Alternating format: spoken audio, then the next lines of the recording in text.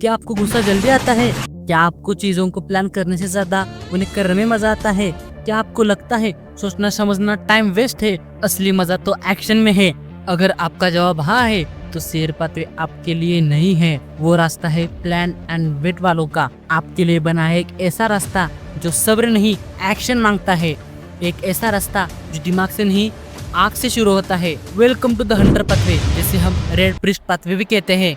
एक ऐसा सफर जो आग, खून और जंग से लिखा जाता है। ये है द बर्सर्कर रेज और पावर ऑफ केओस का। हर पाथवे की तरह इसकी शुरुआत भी सिंपल है पर उतनी ही खतरनाक। सीक्वेंस 9 प्रोवोकर।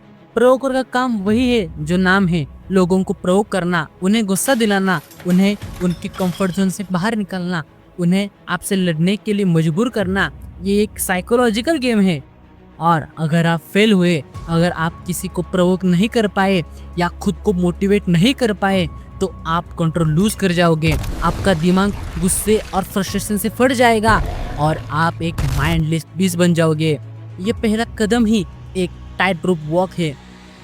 लेकिन अगर आप इस एक्टिंग में सक्सेसफुल हो गए तो आप तैयार हो जाओगे अगले कदम के लिए और यहाँ से असली मजा शुरू होता है। सीक्वेंस 8 पायरोमेनियाक। आग, ढेर सारी आग, एक्सप्लोजन्स। एक पायरोमेनियाक को आग से एक अलग ही लेवल से प्यार होता है। उनका वही कंफर्ट जोन होता है। और हाँ, इससे पहले कि आप पूछो, हमारा प्यारा फ्रैंकली इसी सीक्वेंस का था।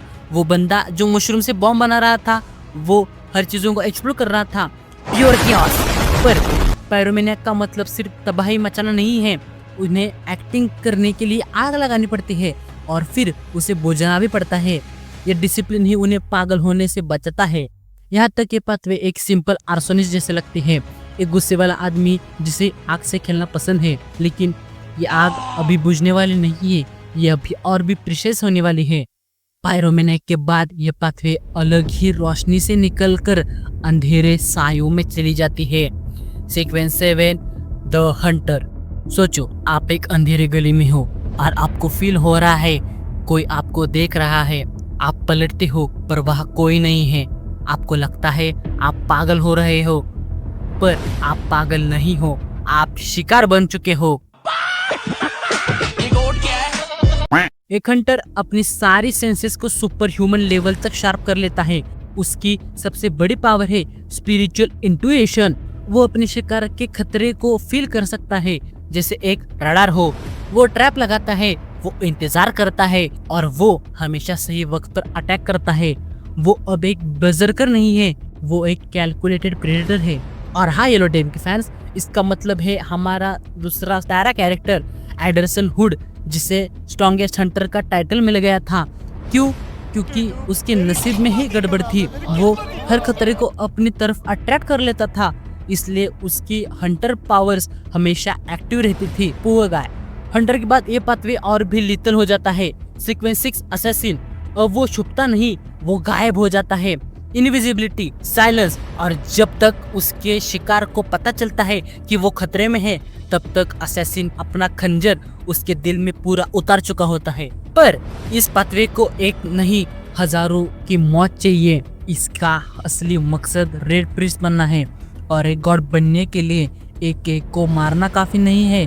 इसके लिए पूरी सिविलाइजेशन को आग लगानी पड़ती है और उसके लिए ये पाथवे एक बहुत बड़ा ट्विस्ट लेती है।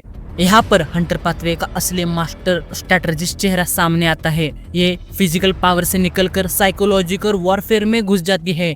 इसे कहते हैं सीक्वेंस 5 द कॉन्स्पायर। एक कॉन्स्पायर लोगों को मारता नहीं है, वो लोगों को मैनिपुलेट करता है। वो अफवाहों को फैलाता है, लोगों के कान भरता है, दो दोस्तों को दुश्मन बनाता है। एक शहर में दंगे करना उसका काम है।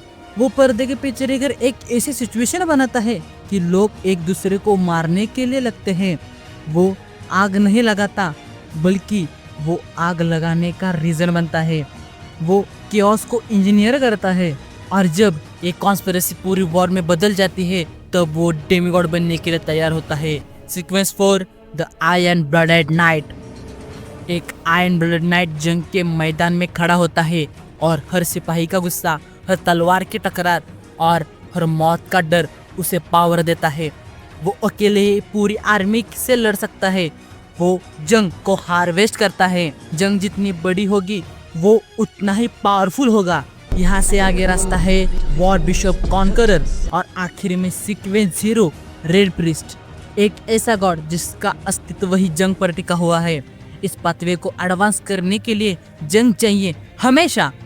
अगर दुनिया में शांति है तो एक रेड प्रीस्ट का बियॉन्डर शांति को तोड़ देगा ताकि वो एडवांस कर सके। यह है हंटर पाथवे, एक सड़क के गुंडे से एक आग के दीवाने तक, एक कातिल से साजिश करने वाले कॉन्स्पायर तक, और आखिर में एक God of war. Hunter pathway को कंट्रोल करने के लिए गुस्से की, आग की और जंग की एक्टिंग करनी पड़ती है। लेकिन ये एक्टिंग है क्या? इसका राज क्या है? एक बियॉन्डर कैसे इतनी डिस्ट्रक्टिव पावर को कंट्रोल करता है बिना खुद एक मॉन्स्टर बने? जानने के लिए कि पावर पाने की असली कीमत क्या है, क्लिक करो हमारी इस वीडियो पर। तब तक के लिए मिलते हैं वहाँ पे। Stay curious, stay mysterious. Bye bye.